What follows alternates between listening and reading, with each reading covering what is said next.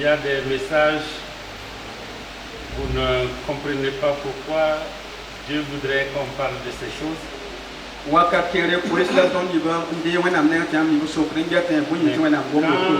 cela est pressant dans votre cœur, quand vous avez cette impression que Dieu met l'accent sur quelque chose,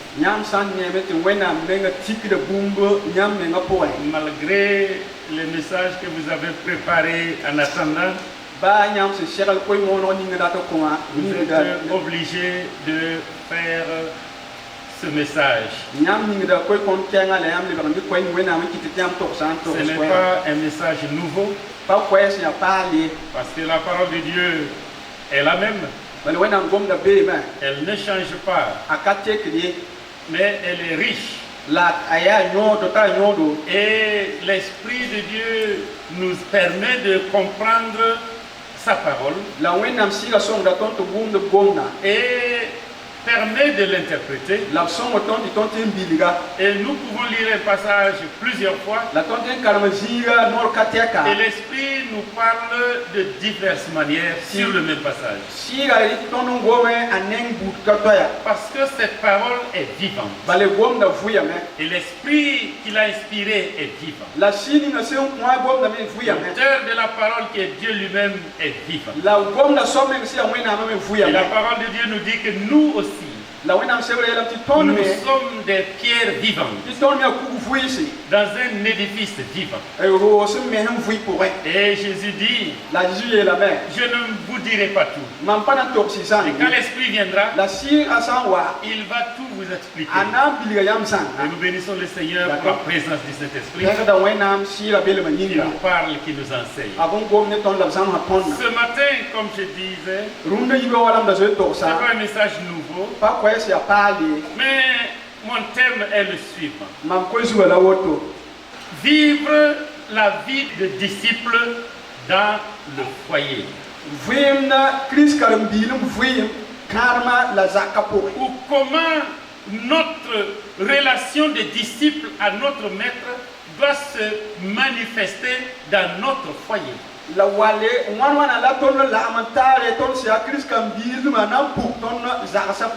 a dit, la foi là c'est dans l'église. Quand on sort, chacun se débrouille. Mais la foi, ce n'est pas dans l'église seulement. La foi, c'est dans tous les aspects de la vie. Dans notre marche avec Dieu. Ce n'est pas seulement à l'église. D'ailleurs, notre présence à l'église chaque semaine ne dépasse pas. Dimanche, ça ne dépasse pas de loin 3 heures. Et dans la semaine, c'est 1h30 ou 2 heures. Mais tout le reste, qu'est-ce que nous faisons? Tout le reste doit permettre à chacun de nous de manifester notre relation avec Christ. Notre engagement envers lui dans tous les aspects et les domaines de notre vie. Et je vous l'ai déjà dit, la foi chrétienne est relation. Et je dirais encore, c'est relation restaurée. La foi chrétienne est relation restaurée. Une restauration de notre relation avec le Dieu vivant. Quand nous étions loin de lui, par nos péchés, nos offenses et nos iniquités, il est venu restaurer cette relation en donnant son fils qui a été crucifié. Son corps a été meurtri. Son sang a coulé pour que d'enfants des ténèbres nous devenions enfants de lumière. Quand nous n'étions pas le peuple de Dieu, nous devenons les enfants de Dieu. Et cette restauration de relation doit se manifester dans notre foyer. Et quand je parle de foyer, Il y en a qui vont dire, bon, comme nous n'est pas encore mariés, ça ne nous concerne pas. Mais le foyer, tout le monde vit dedans. Le mari, la femme et les enfants. Et il y a les oncles qui sont dedans. Les cousins sont là. Les neveux sont là. Nous devons manifester notre vie de disciple dans notre foyer. Je ne le dirai pas assez. À la suite d'autres personnes reconnaissent que le foyer, qui reconnaissent que le foyer, c'est la base même de la construction de la société. Et le diable a toujours œuvré pour donner une mauvaise vision du foyer. Donner des exigences qui ne construisent pas le foyer, qui ne permettent pas au foyer de refléter ce que Dieu veut pour l'humanité. Nous allons lire ensemble dans l'épître de Paul aux Colossiens, au chapitre 3. Du verset 18 au verset 25. Colossiens, chapitre 3, verset 18 au verset 25. Voilà ce qui est écrit. Femmes, soyez soumises à vos maris, comme il convient dans le Seigneur. Marie, aimez vos femmes et ne vous aigrissez pas contre elles. Enfants, obéissez en toutes choses à vos parents, car cela est agréable dans le Seigneur. Père, n'irritez pas vos enfants de peur qu'ils ne se découragent. Serviteurs, obéissez en toutes choses à vos maîtres selon la chair, non pas seulement sous leurs yeux, comme pour plaire aux hommes, mais avec simplicité de cœur dans la crainte du Seigneur. Tout ce que vous faites, faites-le de bon cœur, comme pour le Seigneur et non pour les hommes, sachant que vous recevrez du Seigneur l'héritage pour récompense. Servez Christ, le Seigneur. Car celui qui agit injustement recevra son injustice, et il n'y a point d'acception de personne. Alléluia. Alléluia. Alléluia. Alléluia. La vie de disciple dans son foyer exige des responsabilités selon le plan de Dieu. Responsabilité envers Dieu, responsabilité des époux entre eux, et responsabilité des enfants envers les parents, et des parents envers les enfants. Responsabilité de la femme. Voilà ce que Dieu nous révèle par la bouche de son serviteur Paul.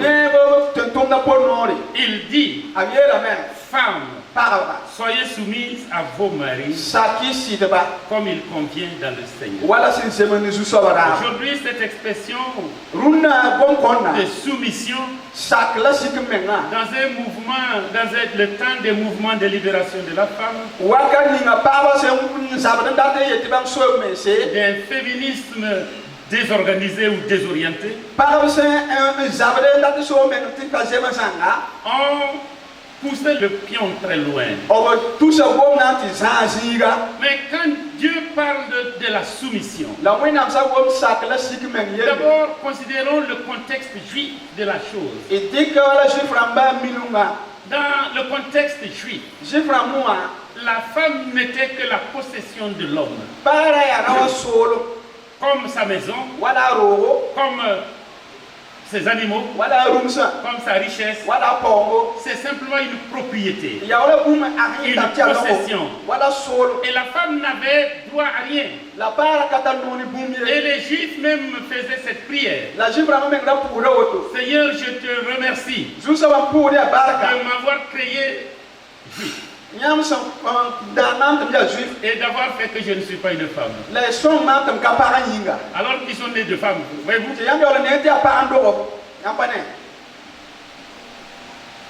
Et le contexte grec de l'époque également. La grecque parce que c'était la culture grecque qui était la culture environnante. La femme n'avait pas le droit d'aller en public. Elle était à la maison, elle était enfermée. Elle ne peut sortir en public qu'accompagnée par quelqu'un d'autre. Vous connaissez que les fils d'Agar, les fils d'Agar n'ont rien inventé, ils ont hérité de cette culture grecque.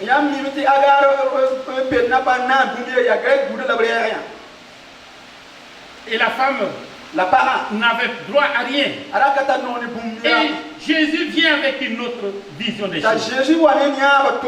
Il dit, soyez soumis. Mais il ajoute pour les hommes, Marie, aimez vos femmes. Marie, je vous ordonne d'aimer votre femme. Quand vous aimez votre femme, vous ne l'enfermerez pas, vous ne lui priverez pas de liberté, vous ne la considérez pas comme une possession. Quand vous l'aimez, vous la considérez comme égale à vous, comme devant hériter des bénédictions et des grâces de Dieu, hériter ensemble du royaume de Dieu. C'est pourquoi il y a cette balance de soumission et d'amour. La soumission, c'est tout juste un ordre de marche. Ce n'est pas supériorité, infériorité. Il y a un ordre de marche. Dans une armée, quand il n'y a pas d'ordre de marche, les gens vont prendre des décisions qui ne vont pas aboutir. Si chacun fait comme bon lui semble, même devant l'ennemi, l'armée ne tire pas au hasard.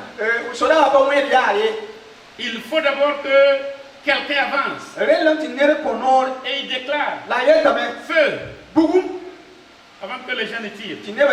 Si vous tirez avant qu'on dise feu, vous êtes indiscipliné et vous pouvez causer la perte de toute l'armée. C'est pourquoi il y a un ordre de marche. Et l'homme est placé devant. Comme quel est le rang de celui qui est devant? Disons le capitaine. Comme le capitaine. Il est devant. Est-ce que quand il y a un danger, qui va recevoir le coup premièrement? N'est-ce pas celui qui est devant? Et Dieu dit, homme, passe devant. Passe devant. Il y a des dangers. Il y a une direction de marche. Mais toi tu es devant. Ne démissionne pas. Marie ne démissionne pas. Marche devant. Marche devant. Et quand tu marches devant, tu donnes la vision. Tu donnes la direction. Et tu protèges ceux qui suivent. Tu protèges ceux qui suivent. C'est ça être devant. Vous savez, parfois, celui qui est devant a peur. C'est pas au Burkina, il est arrivé ailleurs. Ou celui qui est devant, il est complètement paniqué. Il ne sait pas comment faire.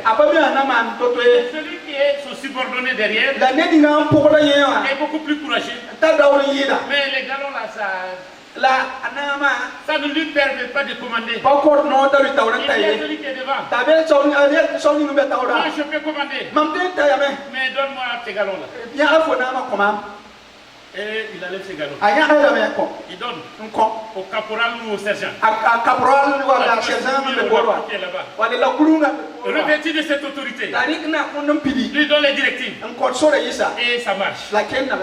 Pour dire, homme, la soumission de nos épouses, ce n'est pas esclavage, ce n'est pas servitude, c'est même une soumission qui exige notre amour, qui exige notre considération, qui exige notre appréciation. Et en tant que disciple de Jésus-Christ, dans nos foyers, le monde doit voir cela. Notre famille doit remarquer cela. Que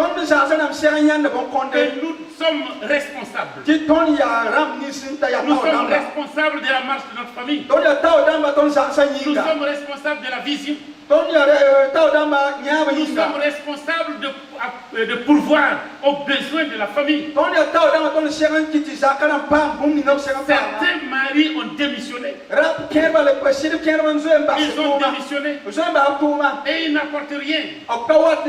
Ils ne se préoccupent de rien. Ils ne donnent pas de direction de marche. Puisse le Seigneur m'aider, nous aider à jouer notre rôle de disciples responsables dans nos foyers. Puisse le Seigneur aider nos sœurs à démontrer leur vie de disciple dans la soumission. La soumission n'est pas toujours facile. Quand vous avez un mari irascible qui n'écoute rien, qui n'est comme si vous avez parlé au vide, un mari qui ne sait pas quand vous avez mal à la tête, un mari qui, ça fait combien de mois il n'a pas donné le nasongo, alors qu'il mange dehors. C'est des maris démissionnaires. Ce n'est pas la responsabilité. Même quand vous avez un mari de ce genre-là, démontrez que vous êtes soumis. Vous êtes soumis. Vous lui parlerez avec humilité, comme étant le chef de la famille. Mon mari, en tout cas, pas le soir avant de vous coucher, pas très tôt en vous levant.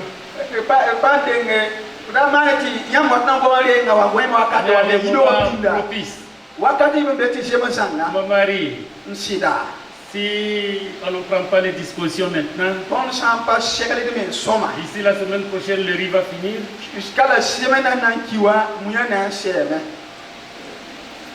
Pour qu'il s'organise. Mon mari, je sais que la situation est difficile.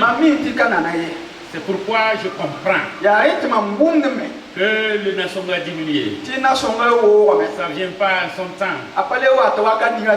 Mais je prie pour toi, pour que demain tu puisses trouver le Nasonga pour moi. Sinon le plat que tu aimes, ça va être difficile. Parlez avec amour, avec humilité. Mais si vous dites, toi tu es quel mari même? Les autres là ne font pas comme ça. Ça ne va pas marcher. Que Dieu nous aide à être soumis. Marie, aimez vos femmes. Aimez vos femmes. Je le répète encore. Aimer, c'est avoir de la considération. C'est respecter. C'est pourvoir aux besoins. C'est rechercher le bonheur de l'autre. La plénitude de l'autre. La plénitude de l'autre. C'est la vie exemplaire du disciple. J'ai entendu ce témoignage. Une femme a témoigné. Moi, je me suis converti à cause de mon voisin et de sa femme. Je les regarde. Ils ne se bagarrent pas. Ils ne se bagarrent pas. Je regarde même. Quand ils reviennent du culte, faire la cuisine, l'homme est assis. Il aide même à couper les... Voilà, merci beaucoup. Toutes les points de vue. Il participe à la cuisine. Il parle doucement à sa femme. Mais mon mari, c'est comme vraiment un chien arraché. Tu ne peux rien faire qui lui plaise. Que Dieu nous aide. Que notre vie de couple attire d'autres personnes à Christ. Il est dit, enfants, obéissez à vos parents. Obéissez à vos parents. C'est même un commandement suivi de bénédiction. Afin que tu prolonges tes jours sur la terre. Obéissance. Aujourd'hui, les enfants parlent beaucoup de leurs droits et ne pensent pas qu'ils ont des devoirs à faire. Obéir, c'est considérer que vos parents ont une grande responsabilité sur vous et vous leur devez obéir. Parce que, à moins que ce soit un père un peu qui ne se parle pas très bien, il n'y a pas un père qui n'aime pas ses enfants. Il n'y a pas une mère qui n'aime pas ses enfants. Mais quand vous consommez d'autres choses, ça peut déformer votre vue sur vos enfants. Les enfants doivent obéir aux parents. Et les parents doivent tout faire pour ne pas irriter les enfants. Quand nous lisons dans Job chapitre 1, verset 1 à 3, nous voyons la vie d'un homme qui craint Dieu.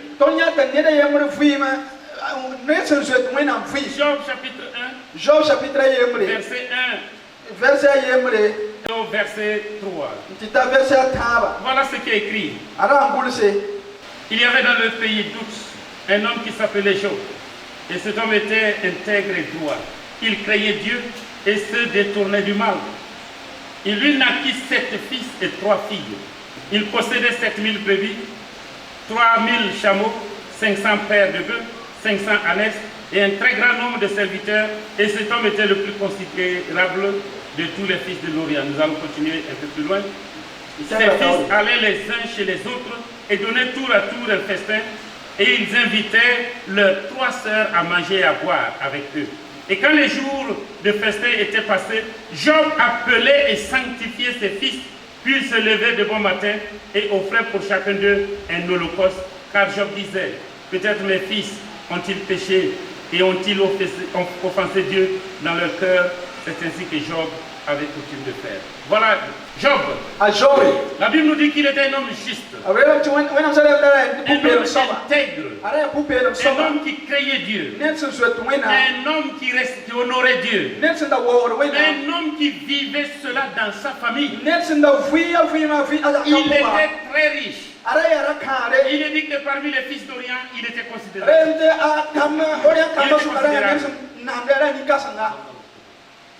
Il était considérable. Il était riche. Des gens très riches. Considérés. La richesse a éloigné beaucoup d'hommes de Dieu. Les gens ont passé le temps à prier. Seigneur, je veux le pain quotidien. Et Dieu a donné plus que le pain quotidien. Et ils se sont détournés de Dieu. Quand j'étais en Éthiopie, j'ai entendu ce témoignage. Un homme, il était dans la misère. Et même ses culottes étaient trouées. Ses choses, il n'avait même pas de chaussettes. Les chaussures, il mettait des pointes pour que ça ne se détache pas. Il est venu voir un pasteur. Le pasteur prie pour moi. Si Dieu m'exauce, si j'ai mon pain quotidien, moi je servirai Dieu. Et Dieu l'a touché. Dieu l'a béni spécialement. Il est devenu riche. Belle maison. beaucoup de voitures, une grande entreprise. Et un jour, Dieu a suscité un évangéliste. Va chez l'homme riche. Donne-lui un seul mot. Et lui, il avait très peur. Qui peut l'approcher? Mais l'esprit l'a poussé. Il est allé. Il a sonné à la porte. Il est rentré. Il avait peur de s'asseoir sur les poussins quand on lui a demandé, les fauteuils quand on lui a demandé de s'asseoir. Il voulait s'asseoir par terre. Il a dit, assieds-toi là. Et l'homme riche tournait sa clé de voiture. Et l'évangéliste a dit, Dieu m'a envoyé avec un seul mot. Je te dis, rappelle-toi de tes culottes trouées.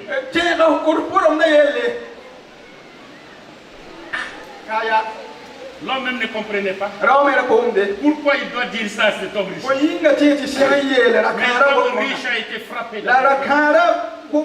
Il s'est rappelé. Et il s'est écroulé par terre. Il a pleuré. Je me répands. Je me rappelle encore de mes culottes trouées. Quand je m'approchais et demandais grâce à Dieu, la richesse l'avait éloigné de Dieu. Combien d'hommes et de femmes qui étaient attachés au Seigneur, qui suivaient le Seigneur à cause de la richesse, n'ont plus le temps de venir à l'église à cause de leur intelligence ou bien leur éducation. Ils sont devenus universitaires. Ils ont des diplômes doctoraux.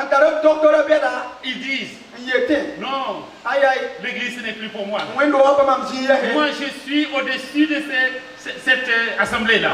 Je préfère rester chez moi. Je préfère rester dans les clubs. Les gens du même rang que nous.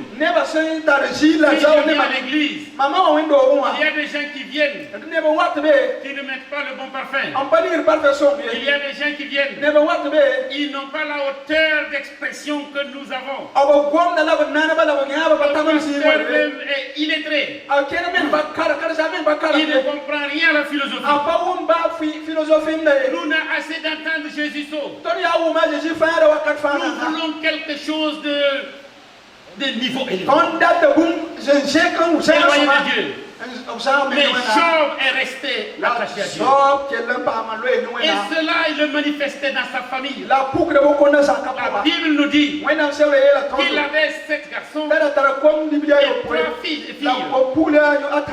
Et les enfants de riches. Les enfants de riches. Comment se comportent les enfants des riches? Mais les enfants des riches, ils ont des comportements qui les éloignent de Dieu. Ils ont des comportements qui révoltent la société. Comme si leur père ne leur transmettait pas de valeurs. Mais les enfants de Job se retrouvaient pour festoyer. Peut-être c'est des anniversaires. Peut-être c'est des succès au baccalauréat ou au BPC. Mais Job, à la fin de chaque cérémonie, chaque fête, il appelait ses enfants, il les sanctifiait, il les purifiait, il offrait des sacrifices, il même des holocaustes, pour que ces enfants-là ne soient pas dans le péché, pour que le péché n'entache pas leur vie. Il se dit peut-être, quand ils étaient ensemble, ils ont eu de mauvaises pensées, ils ont parlé mal, ils ont agi contrairement à la volonté de Dieu. Je vais les purifier, je vais les sanctifier. Responsabilité d'un père disciple, d'un père qui connaît Dieu, qui aime Dieu, même étant très riche. Il doit appeler ses enfants pour leur dire clairement, ta démarche n'honore pas Dieu. Reviens à la volonté de Dieu. Reviens sur le chemin de Dieu. Ne soyons pas comme Élie, le sacrificateur, qui regardait ses enfants offenser Dieu. Les enfants qui auraient dû devenir sacrificateurs, il les a laissés faire comme il voulait. Et la malédiction est tombée sur les enfants. Et les deux fils sont morts le même jour. Élie est mort ce jour-là. Et sa belle-fille s'est simplement courbée et accouchée. Ikabod. Puisse le Seigneur nous aider. En tant que disciples, à être des sacrificateurs pour nos enfants, à veiller sur la vie spirituelle de nos enfants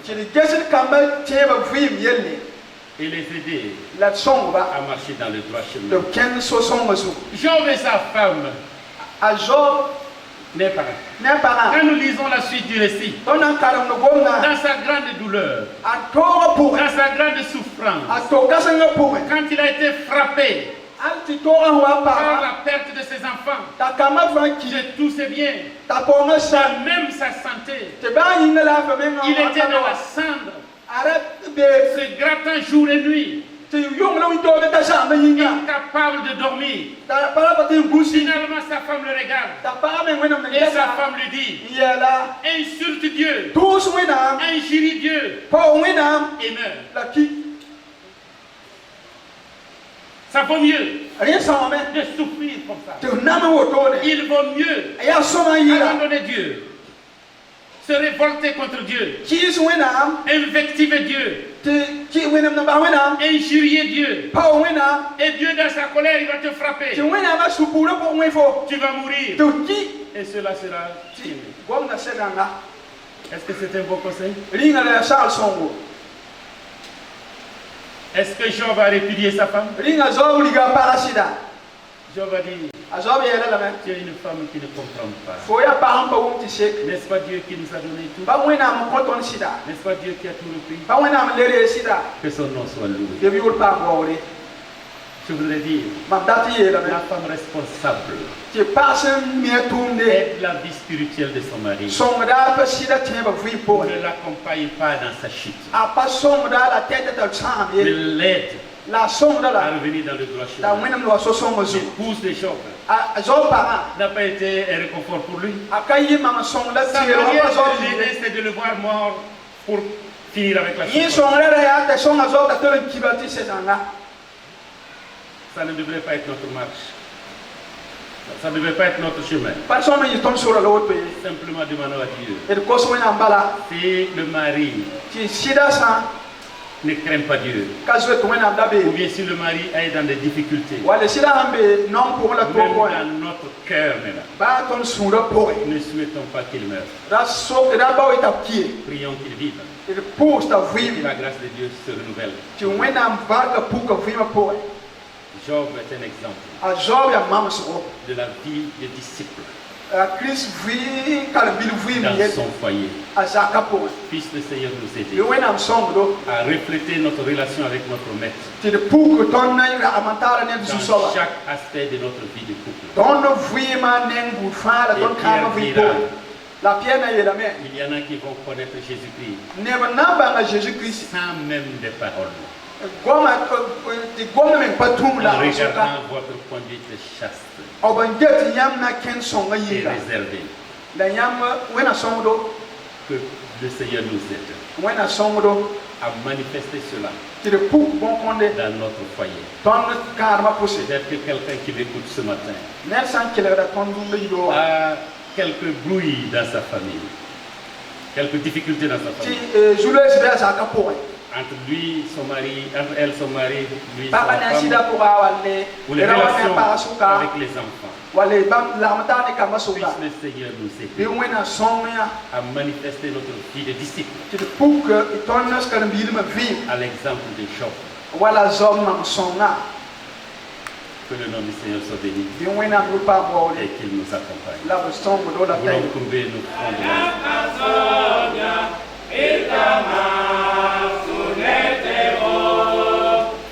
Seigneur, encore ce soir,